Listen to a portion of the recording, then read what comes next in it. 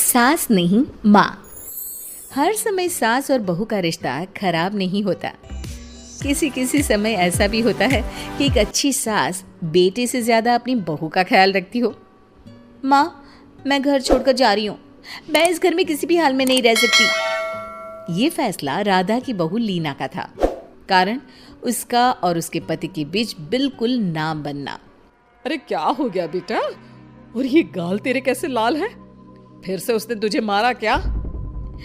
वो अब नई बात नहीं है माँ, लेकिन आज तो उन्होंने साफ साफ बोल दिया कि वो मेरे साथ नहीं रहना चाहते।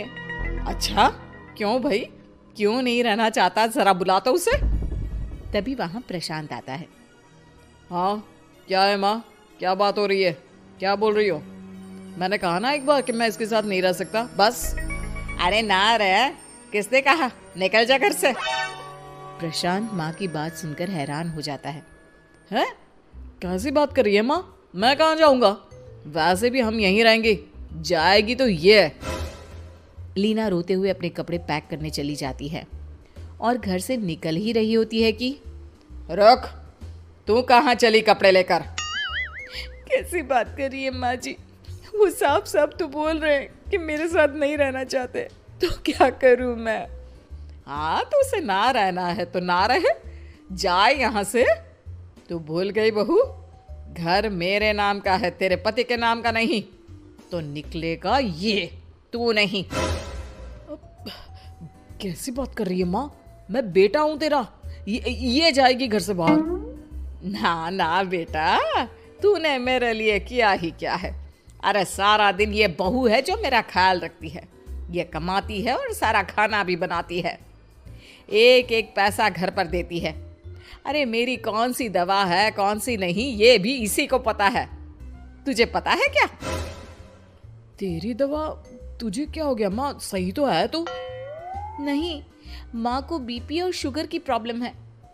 मैं आपको व्हाट्सएप कर देती हूँ, जो जो दवाई माँ लेती है बता देती हूँ। हाँ ठीक है, माँ की दवा रखने वाली, जा निकल घर से। सास को बेटे पर गुस्सा आ रहा था। अरे क्यों बोल रहा है बार बार चली जा चली जा? मैं इसे कहीं नहीं जाने दूंगी। यही तो मेरे लिए बुढ़ापे का सहारा है। बेटे को माँ पर गुस्सा आता है। वो घर छोड़कर जाने लगता है कि उसकी बीवी उसे रोक लेती है। देखिए, मेरे कारण आप अपना घर ना छोड़े, मैं दूसरे कमरे में शिफ्ट हो जाती हूँ। सोचिएगा कि मैं इस घर में हूँ ही नहीं। वैसे भी माँ का ख्याल रखने के लिए आपको किसी ना किसी को तो रखना पड़ेगा ना। लड़का मान जाता है और बीवी के साथ रहने को हामी भर देता है। अब क्या, जब वो सुबह सोकर उठता, उसकी बीवी उसके लिए चाय बना कर रख देती, ऑफिस के लिए टिफिन और कपड़े साफ कर कर अलमारी में रखना। अरे क्यों काम करती है उसके? वो तो तुझसे बात भी नहीं करता। ना करे माँ जी, मैं ये मानती हूँ कि जो मेरा कर्तव्य है वो मुझे पूरा करना है, फिर चाहे जो हो जाए।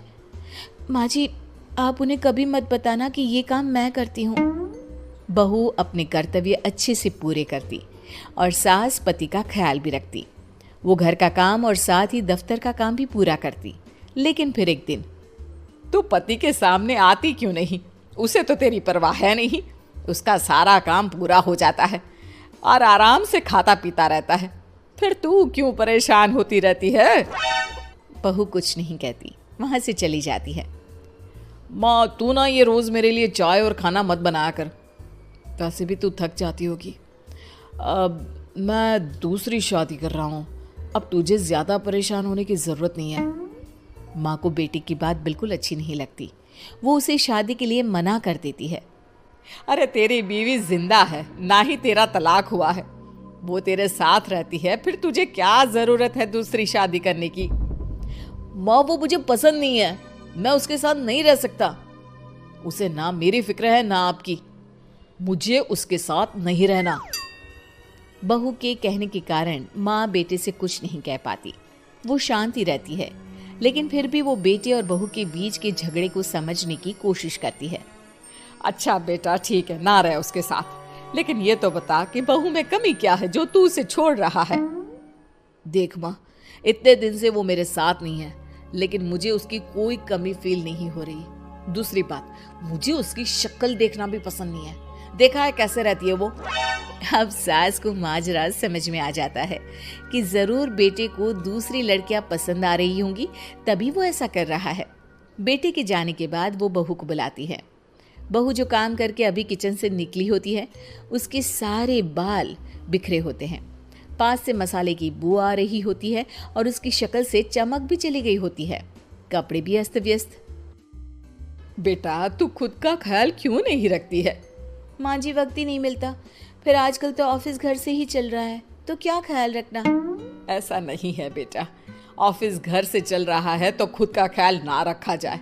अरे देख, दूसरी लड़कियों को कितनी स्मार्ट होकर रहती है। पर माँ जी अब क्या जरूरत है, घर चल रहा है ना ठीक से, और क्या चाहिए। वैसे तो देखा जाए तो कोई जरूरत नहीं, लेकिन खुद के लिए जरूरत है। अरे खुद को 1 घंटा देना जरूरी है, क्योंकि निरोगी शरीर के लिए खुद का ध्यान रखना कोई फैशन नहीं है, जरूरत है। बहू को समझ में नहीं आता कि सास क्यों उसे ये सब समझा रही है, लेकिन बहू के काम के बीच में उसे उसके लिए कैसे समय निकलवाना है ये समझाने के लिए सास उसे अपने साथ ले जाती है। बहू, आज से हम दोनों योगा करेंगे, जिम जाएंगे और हाँ, हेल्दी डाइट भी फॉलो करेंगे, साथ ही पार्लर भी चलेंगे। सास बहू दोनों मिलकर खुद को वक्त देना शुरू कर देती हैं और फिर कुछ ही महीनों में। क्या बात है बहू, तू तो पहचान में ही नहीं आ रही है, कैसे? सब आपकी मेहरबानी है माँ जी, सच्ची मैंने खुद को बहुत इग्नोर कर दिया था, लेकिन अब लग रहा है कि मैं गलत थी माँ जी। सास और बहू बात कर ही रहे होते हैं कि सामने से पति आ जाता है। वो बीवी को देखता ही रह जाता है। हाँ, तो तू क्या कह रहा था कि तू दूसरी शादी करेगा? मैंने बहू से बात कर ली है। बहू, अब कल से तू जो इसे खाना बनाकर टिफिन देती थी ना, इसके सोकर उठने से पहले चाय रख देती थी, इसके कपड़ों से लेकर सारी चीजों का ख्याल रखती थी ना, वो छोड़ देना। कल से कोई और ला रहा है ये। बेटा समझ नहीं पाता कि उसकी बीवी इतनी प्यारी कैसे हो गई। अब बहू को क्या देख रहा है? तलाक के पेपर मैंने बनवा लिए हैं और हाँ, ऊपर का पोर्शन भी खाली करवा लिया है। किराया देकर रहना शुरू कर देना अपनी नई बीवी के साथ। मैं तो अपनी बहू को नहीं छोड़ सकती। माँ, मैं भी नहीं छोड़ सकता अपना परिवार, मेरी बीवी और इस घर को। मुझे माफ कर दो आप लोग। में काम करने के साथ सोशल एक्टिविस्ट भी होती है, जो ऑफिस खत्म होने के बाद शाम को घर आकर जरूरतमंद छोटे बच्चों को फ्री में पढ़ाती है। उसकी इस खूबी से बाकी लोगों के साथ सास भी बहुत खुश होती है। तुम सच में बहुत अच्छा काम कर रही हो बेटा, बस ध्यान रखना बच्चे आधे रास्ते में कहीं भटक ना जाए। भटकने से मेरा मतलब सिर्फ गलत काम करना नहीं है। कोई घर की जरूरत के लिए नौकरी करने लगे या किसी के घर वाले उसकी शादी करा दे, यह भी तो मंजिल से भटकना ही होता है ना। वाओ मम्मी, मुझे नहीं पता था कि आप पढ़ाई को लेकर इतनी पर्टिकुलर हो, पर फिक्र मत कीजिए, इनके साथ ऐसा कुछ नहीं होगा। बहू की बात पर मुस्कुराकर सास चली जाती है और पाखी बच्चों को पढ़ाने में बिजी हो जाती है। उसी रात पाखी और विराट साथ बैठकर बातें कर रहे होते हैं, जिसमें बहू सास की पढ़ाई को लेकर नजरिए का विराट के सामने जिक्र करती है। हाँ, मुझे सब पता है, ऐसे ही नहीं ये नालायक लड़का इतना पढ़ लिया। वो मम्मी ही तो है जिन्होंने बचपन से खाना खाया या नहीं से ज्यादा पढ़ाई की या नहीं पूछ पूछ कर मुझे इतना पढ़ने पर मजबूर कर दिया। वो हमेशा मुझे पढ़ाई और सेल्फ इंडिपेंडेंट होने की इम्पोर्टेंस याद दिलाती रही, और आज मेरी ये सरकारी नौकरी, इतनी अच्छी पोस्ट, उसी का तो नतीजा है। वाह, अगर मम्मी इतनी पढ़ी लिखी है तो कोई जॉब क्यों नहीं करती, और अगर जॉब नहीं करती तो मेरे साथ बच्चों को ही पढ़ा ले। तुम्हें किसने बोला कि मम्मी पढ़ी हुई हैं? उन्होंने तो अपनी 12th क्लास भी पूरी नहीं की। उससे पहले ही नाना जी ने मम्मी की शादी करा दी। शायद इसलिए पढ़ाई और अपने पैरों पर खड़े होने को लेकर उनकी सोच ऐसी है, क्योंकि वो खुद ये सब करना चाहती हो। पत्नी की बात सुन के विराट भी सोच में पड़ जाता है। दोनों मिलकर प्लान बनाते हैं और अगले दिन बच्चों को पढ़ाते हुए पाखी उनके पास एक कुर्सी एक्स्ट्रा लगा देती है। ये एक कुर्सी ज्यादा किसके लिए लगाई है बेटा? कोई नया बच्चा आने वाला है क्या? हाँ जी, आज से मेरी एक नई बच्ची मेरे पास, यानी कि मेरी सास, दोबारा पढ़ाई शुरू करने वाली है। अरे क्या पागल जैसी बात कर रही है। भला ये भी मेरी कोई उम्र है बच्चों के बीच बैठकर पढ़ने की। तू बस ना इनके भविष्य पर ध्यान दे, मुझ पर नहीं। मम्मी, सीखने की कोई उम्र नहीं होती, बस इच्छा होती है, और मुझे पता है कि आपके अंदर वो इच्छा आज भी जिंदा है। अरे तू बस अपने काम और इन बच्चों पर ध्यान दे। यहाँ बस सबको बोलने से मतलब है, किसी को नहीं सोचना। अगर बात बाहर निकली तो समाज क्या सोचेगा और परिवार का कितना नाम बदनाम होगा। मम्मी, आपने पापा और इस परिवार के बारे में बहुत सोच लिया। सबकी खुशियों के लिए अपने सपने बहुत कुर्बान कर दिए। अब ये वक्त अपने पर ध्यान देने का है। और जिस समाज की आप बात कर रही हो ना, उसकी तो आदत है हर कामयाब होते इंसान पर पत्थर मारने की।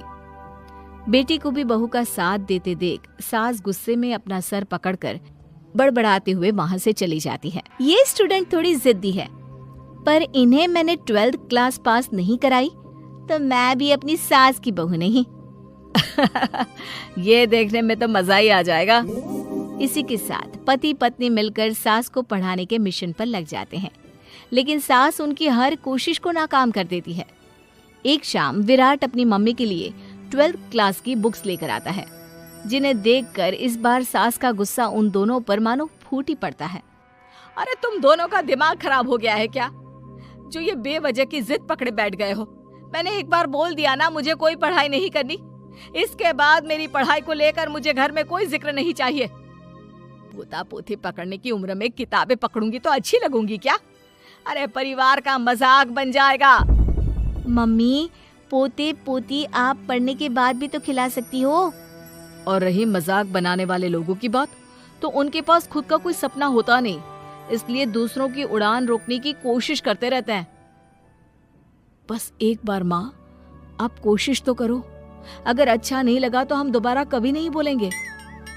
बेटे की बात सुनकर माँ सोच में पड़ जाती है और ये सोचती है कि थोड़े दिन पढ़ लेती हूँ और उसके बाद पढ़ने में अच्छा नहीं लग रहा ये बोलकर मना कर दूंगी। ऐसी प्लानिंग बनाकर वो पढ़ने के लिए तैयार हो जाती है। मौके का फायदा उठाकर तुरंत वे लोग सास का ओपन से 12th में एडमिशन करा देते हैं। मम्मी, आज से आपकी सारी जिम्मेदारी मेरी। अब तो आपका नाम टॉपर के लिस्ट में आने से कोई नहीं रोक सकता। ये मेरे सीधे बच्चे, इन्हें अंदाजा भी नहीं कि माँ का प्लान क्या है। पाखी सास को पढ़ाना शुरू करती है। दिन बीतते हैं, जिसमें धीरे धीरे सास भी कंफर्टेबल होने लगती है। लेकिन फिर पाखी एक सब्जेक्ट पढ़ने के लिए ट्यूशन जाने का सजेशन देती है, जिस पर बहुत गुस्सा, ड्रामा करने और पाखी के लाख बार मनाने के बाद एक बार फिर सास तैयार हो जाती है। थैंक यू मम्मी, आपको नहीं पता कि आपका 12th क्लास पढ़ना हम दोनों के लिए कितना जरूरी है। अब ये सिर्फ आपका नहीं, हमारा सपना भी बन गया है। बहू की बात सुनकर सास अपने प्लान को लेकर सोच में पड़ जाती है। अगले दिन पाखी सास के साथ उन्हें ट्यूशन छोड़ने जा रही होती है, जहाँ रास्ते में पड़ोस की कुछ औरतें बैठी मिलती हैं। अरे वाह विराट की मम्मी, तुम्हारा इस उम्र में पढ़ाई का कौन सा भूत जाग गया? बहू को बोलो कि पोता पोती दे दे और बच्चों के साथ खेलो। अरे क्या उनके बीच बैठकर अपनी खिल्ली उड़वाने चल पड़ी? आंटी जी, जब सरकार या भगवान ने सीखने की कोई उम्र नहीं रखी तो आपको क्या दिक्कत है? अरे देखो तो जरा, बहू की जुबान कैसे कैंची जैसी चल रही है। अब सास घर संभालने की जगह इन सब चीजों पर ध्यान रखेगी तो बहू के तो ये हाल होने ही है ना। देखा बहू, इसलिए बोलती थी, अरे खाली दिमाग वालों से बहस नहीं करनी चाहिए, क्योंकि वो जब भी मुंह खोलेंगे गू ही बोलेंगे। उदाहरण तो तुमने अभी देख लिया। वैसे बहन, मैं तो अपना सपना पूरा कर लूंगी, लेकिन क्या यहाँ बैठकर पंचायत करने के अलावा तुम लोगों का कोई दूसरा सपना भी है? सारी औरतें चुप हो जाती हैं और सास बहू चले जाते हैं। अब सास के अंदर पढ़ने की इच्छा जाग उठती है और वो अपना प्लान छोड़ मन लगाकर पढ़ाई करना शुरू कर देती है। देखते ही देखते 1 साल बीतता है और बोर्ड एग्जाम शुरू हो जाते हैं। मम्मी, एग्जाम के लिए जाने से पहले जल्दी से ये दही शक्कर खा लो। अरे चल पागल, ये सब बच्चों के लिए होता है। अभी आप भी हमारे लिए स्कूल में एग्जाम देने वाली बच्ची ही तो हो। बच्चों का प्यार देखकर सासू माँ खुश हो जाती है और दही शक्कर खाकर विराट के साथ घर से निकल जाती है, जो मम्मी को एग्जाम सेंटर पर छोड़ ऑफिस चला जाता है। इसी तरह समय बीतता है और एग्जाम खत्म होने के बाद देखते ही देखते रिजल्ट भी आ जाता है। मेरी टॉपर माँ, तुमने तो तहलका मचा दिया, हर तरफ तुम्हारे ही चर्चे हैं। घर वाले ये खुशी मना रहे होते हैं कि वही औरतें उनके घर आती हैं। अरे पंचायत की टोली, आज मेरे घर कैसे? बस तुम्हें सॉरी और थैंक यू बोलने आए हैं। उस दिन तुम्हारी बातों और आज तुम्हारे काम ने हमें ये सिखाया कि सपने पूरे करने की कोई उम्र नहीं होती। इसलिए अब हम भी शादी, परिवार, बच्चे और न जाने कितनी वजहों से अधूरे छूटे सपनों को पूरा करेंगे बहन जी।